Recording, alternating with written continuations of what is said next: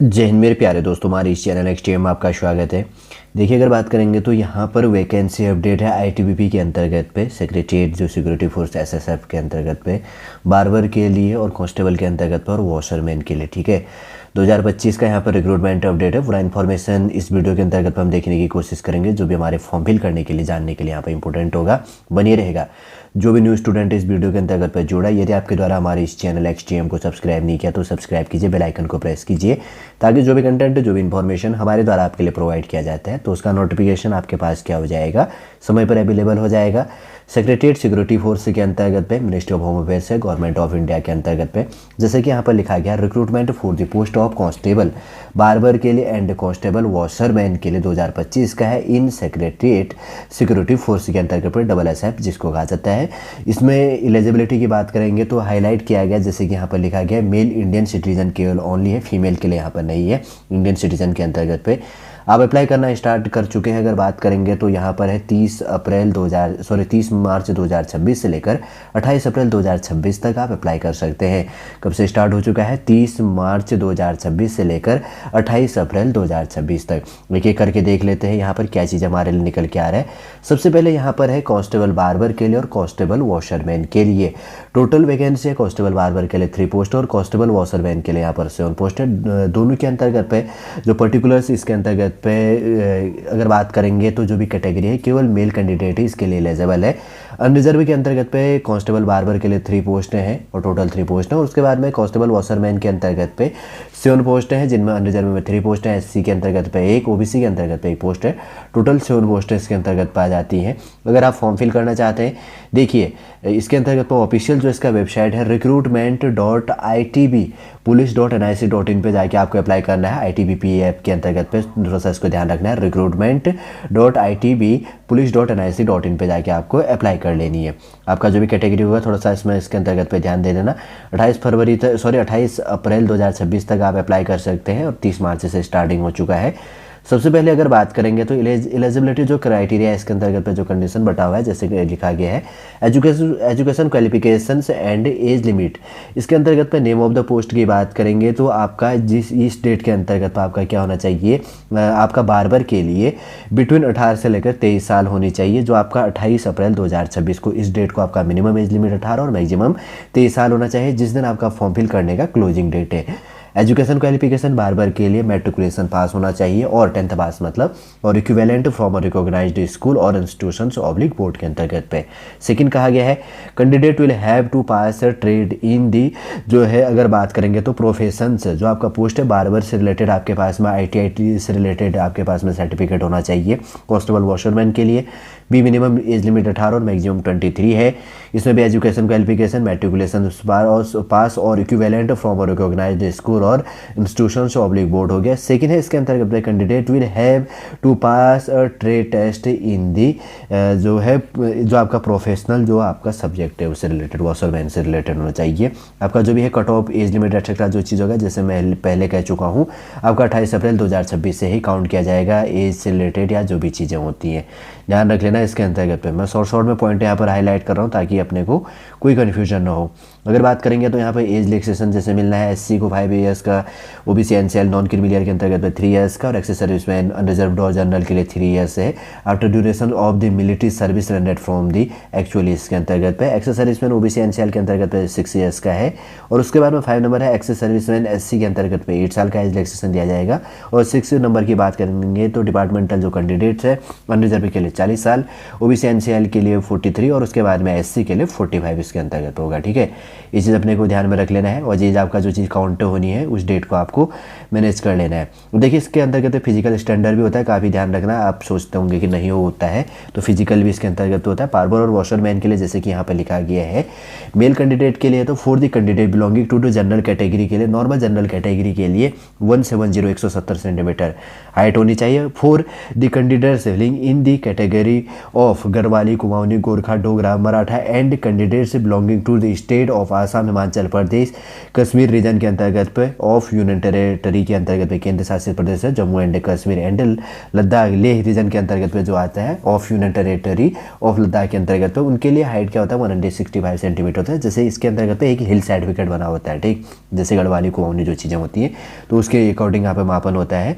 फिर उसके बाद में आगे कहा गया for the candidates healing from north eastern state के अंतर्गत अरुणाचल प्रदेश, मणिपुर, मेघालय, मिजोरम, नागालैंड, सिक्किम और त्रिपुरा के अंतर्गत पे 162.5 सेंटीमीटर की हाइट है। फिर उसके बाद में for the candidates belonging to the schedule tribes ST के अंतर्गत पे hailing from the north eastern state as इसके अंतर्गत पे above and the left wing जो है एक्सट्रीमिज्म इसके अंतर्गत पे अफेक्टेड डिस्ट्रिक्ट के अंतर्गत पे जो बिलोंग करता है उसके लिए हाइट 160 सेंटीमीटर है। For the candidates belonging to schedule tribe के अंतर्गत पे शेड्यूल ट्राइब और other than north eastern state and left wing extremism इसके अंतर्गत पे जो अफेक्टेड जो डिस्ट्रिक्ट है उसके अंतर्गत पे जो कैंडिडेट है उनकी हाइट 162.5 सेंटीमीटर इसकी आपकी हाइट होनी चाहिए। चेस्ट की माप करेंगे तो जनरल कैटेगरी के लिए नॉर्मल जनरल जो जनरल के अंतर्गत पाएगा तो उसके लिए इसके अंतर्गत पे बिना फुलाए हुए 80 सेंटीमीटर और फुलाने के बाद में एक्सपेंडेड जैसे यहाँ पर लिखा गया है तो कितना होना चाहिए अनएक्सपेंडेड के अंतर्गत पे 80 सेंटीमीटर बिना फुलाए और एक्सपेंडेड के अंतर्गत पे अनएक्सपेंडेड के अंतर्गत पे 80 सेंटीमीटर बिना फुलाए 80 सेंटीमीटर और एक्सपेंडेड के अंतर्गत पे 85 होना चाहिए। अगर अब मैं आगे कहूँगा तो समझ आना, ठीक है। सेकंड नंबर में है इसके अंतर्गत पे हिलिंग एरिया के अंतर्गत पे for the candidates belonging to hill area other than north eastern state के अंतर्गत पे बिना फुलाए चेस्ट की माप अनएक्सपेंडेड के अंतर्गत पे 78 और एक्सपेंडेड के अंतर्गत पे 83 होना चाहिए। फुलाने के बाद में 83 5 प्लस होता है। For the candidates belonging to the schedule tribe के अंतर्गत पे और बिना फुलाए चेस्ट की माप 76 और फुलाने के बाद में 81 होना चाहिए। और फोर्थ नंबर है fourth the candidates healing from north eastern state of Arunachal Pradesh, Manipur, Meghalaya, Mizoram, Nagaland, Sikkim and Tripura के अंतर्गत पे जो आता है। अनएक्सपेंडेड के अंतर्गत की बात करेंगे तो यहाँ पर 77 सेंटीमीटर और एक्सपेंडेड के अंतर्गत पे 82 सेंटीमीटर आपकी चेस्ट की माप होनी चाहिए। वेट आपका अकॉर्डिंग होगा, हाइट के अकॉर्डिंग आपका माप लिया जाएगा। और मेडिकल स्टैंडर्ड के अंतर्गत पे विजन आपका आई जो इसके अंतर्गत पे है साइन है इसके अंतर्गत पे जैसे 6/6 से लिखा गया, थोड़ा सा इसके अंतर्गत पे अपना ध्यान रख लेना। और उसके बाद में जो चीज़ है और लोकेशन एक्सेट्रा जो चीज़ हाउ टू अप्लाई की बात करेंगे तो आपको अप्लाई करनी है इसके अंतर्गत पे recruitment.itbpolice.nic.in ऑफिशियल वेबसाइट गूगल या क्रोम पर आप इसमें सर्च कर लेना। उसके बाद में जो भी इसके अंतर्गत पे कंडीशन होगा जैसे कि मैं पहले कह चुका हूँ कि आपके लिए यहाँ पर स्टार्ट हो चुका है। जैसे इसके अंतर्गत पे फिजिकल जो है यहाँ पर हाई जंप लॉन्ग जंप जो चीज़ है। रेस की बात करेंगे तो 1.6 किलोमीटर रेस होना है आपको 7 मिनट 30 सेकेंड में आपको क्लियर करना है। लॉन्ग जंप आपका 11 फीट होगा और 3 चांस दिया जाएगा और हाई जंप 3.5 फीट है और आपको 3 चांस इसके अंतर्गत पे दिया जाएगा। पीईटी का फुल फॉर्म होता है फिजिकल इफिशिएंसी टेस्ट, ध्यान रखना, जैसे कि मैं पहले भी प्रोवाइड कर चुका हूँ। और उसके बाद में पीएसटी होता है फिजिकल स्टैंडर्ड टेस्ट के अंतर्गत पे भी जो वेट हाइट से रिलेटेड जो बातें करी गई थी वो हमने इसके अंतर्गत पे देख लिया। अगर रिटर्न बात करेंगे तो जो एग्जामिनेशन जो 50 मार्क्स का आपका रिटर्न होगा आईटीबीपी रिक्रूटमेंट के अंतर्गत पे, देखो यहाँ पर रिक्रूटमेंट itbp.nic.in के अंतर्गत पे। अब देख लेते हैं इसके अंतर्गत पे 50 मार्क्स का आपका OMR पे होना है, ऑप्टिकल मार्क रीडर जिसको कहा जाता है। OMR का फुल फॉर्म होता है, ध्यान रखो बेसिक से चीज़ें होती है, क्या पता पूछ ले कंप्यूटर में, सॉरी आपका एक कंप्यूटर का सब्जेक्ट होता है इसके अंतर्गत आपको पूछ ले कि OMR का फुल फॉर्म क्या होता है। तो ऑप्टिकल मार्क रीडर होता है, जैसे आपका SSF का फुल फॉर्म क्या है, ITBP का फुल फॉर्म क्या है, तो CBT बेस क्या है, तो कंप्यूटर बेस है एक्सेट्रा जो चीज़ें इसके अंतर्गत पे कहा गया है। तो इसके अंतर्गत पे कंप्यूटर बेस्ड जो है CBT will be at the, इसके अंतर्गत पे बात करेंगे तो जो भी चीज़ें होंगी ध्यान में रख लेना, ठीक है। या तो इसके अंतर्गत पे चीज़ होने वाला है however pattern of the return जो है रिटर्न टेस्ट आपका OMR और कंप्यूटर बेस्ड टेस्ट के अंतर्गत पे होगा। और उसके बात करेंगे तो आगे बढ़ते जैसे कि यहाँ पे देख लेंगे जो भी इन्फॉर्मेशन आएगा आने वाले समय पे। सबसे पहले यहाँ पर है नहीं तो रीड कर लेना आप इसमें, ठीक है। और उसके बारे में जनरल अवेयरनेस और जनरल नॉलेज से आपके लिए पूछा जाएगा, ध्यान रखना। जनरल अवेयरनेस और जनरल नॉलेज से 15 क्वेश्चन 15 मार्क्स का 15 मार्क्स का होगा। सेकेंड होगा जो है नॉलेज ऑफ एलिमेंट्री मैथमेटिक्स से 10 क्वेश्चन 10 मार्क्स का। और सी है इसके अंतर्गत पे एनालिटिकल से aptitude and ability to observe and अगर बात करेंगे तो इंडिजीनियस जो पैटर्न इसके अंतर्गत पे इंक्लूड होगा। 15 मार्क्स का 15 क्वेश्चन इसके अंतर्गत होगा। और डी है इसके अंतर्गत पे basic knowledge of the candidates in English और हिंदी। बेसिक सा नॉलेज से रिलेटेड आपके लिए हिंदी और इंग्लिश के क्वेश्चन पूछा जाना, 10 क्वेश्चन 10 मार्क्स का, 50 क्वेश्चन 50 मार्क्स का इसके अंतर्गत पे ध्यान रखना। और नोट कहा गया है कि they shall be 10 question of Hindi and English question for English के अंतर्गत पे candidate will have and others to attempt 10 questions in other of the language, जो आपका अदर लैंग्वेज है वो चीज़ ध्यान रखना, अदर इन हिंदी और इंग्लिश, जो आपका जैसे नॉर्थ ईस्टर्न के अंतर्गत पे, तो ये चीज़ें थोड़ा सा यहाँ पे रहेगा, नोट कहा गया है।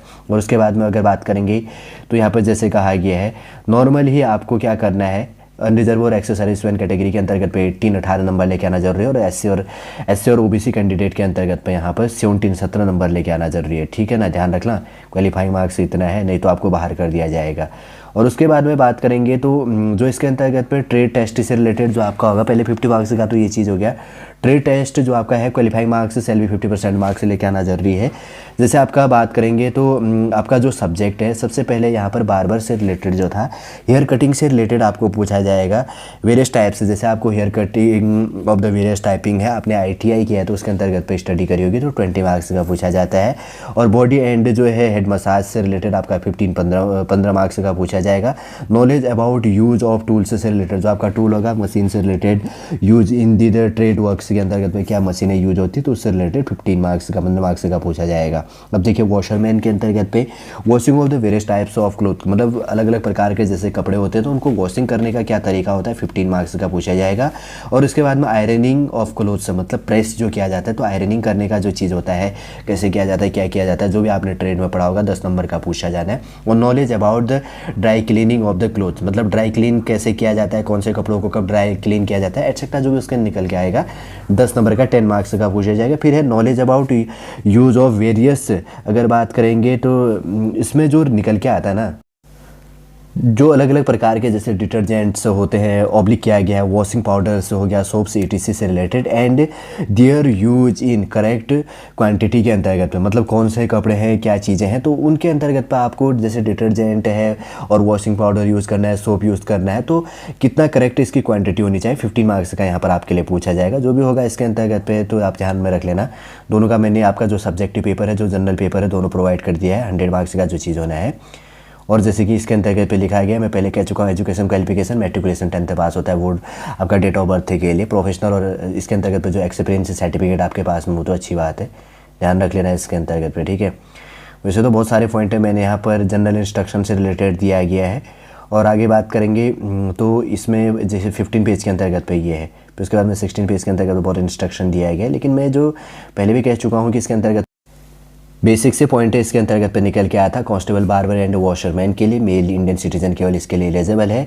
यहाँ पर टोटल बात करेंगे तो 10 पोस्टों के लिए, कांस्टेबल बार्बर के लिए 3 पोस्ट और कांस्टेबल वॉशरमैन के लिए 7 पोस्टों के लिए यहाँ पर 30 मार्च 2026 को नोटिफिकेशन अपडेट हो चुका है, और 28 अप्रैल 2026 इसका क्लोजिंग डेट है, रात के 12 बजे तक। जो भी इसके अंतर्गत पे एलिजिबल होगा तो आप इसको फॉर्म फिल कर सकते हो। साथ में मैंने भी आपका शॉर्ट रूप से सिलेबस भी हाईलाइट कर दिया है, ग्रुप सी की ये वैकेंसी है, ध्यान में रख लेना, ठीक है। उम्मीद करूंगा दोस्तों, जो यहाँ पर अगर बात करेंगे तो शॉर्टली रूप से जो कांस्टेबल, बार्बर और वॉशरमैन के अंतर्गत पर ITBP के अंतर्गत पर जो वैकेंसी अपडेट किया गया है, जो भी हमारे फॉर्म फिल करने के लिए जानने के लिए इंपॉर्टेंट पॉइंटें थी, शॉर्टली रूप से आपको समझ में आ गया होगा। यदि आज का इन्फॉर्मेशन आपको अच्छा लगे, लाइक कीजिए, कमेंट कीजिए, और हमारे इस चैनल XTM को सब्सक्राइब कीजिए। वापस हम नेक्स्ट क्लास के अंतर्गत आपसे मिलेंगे। जय हिंद, जय भारत।